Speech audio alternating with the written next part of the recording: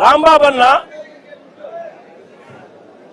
ఒక్కడి మీద ఒక కారి మీద ఇంతమంది దుండగులు వచ్చి బూతులు తిడుతూ పోలీసుల సమక్షంలో మీడియా కూడా వాళ్ళ తెలుగుదేశం పార్టీకి సంబంధించిన మీడియాను కూడా అక్కడే పెట్టుకొని వాళ్ళందరి సమక్షంలో బూతులు తిడుతూ రాంబాబు అన్న కారును అడ్డగిస్తే రాంబాబు అన్న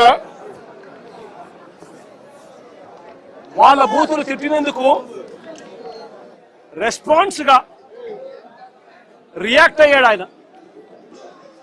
ఆ రియాక్ట్ అయ్యే దాంట్లో ఆయన నోట్లో నుంచి ఒక్కడే ఉండడం వల్ల ఇంతమంది చుట్టుముట్టి ఆయనను కారును బాదుతా ఉన్నారు. ఒక వైపున ఆయన మీద దాడి జరుగుతూ ఉంది, మరోవైపున ఆయన తిరుగుతూ ఉన్నారు.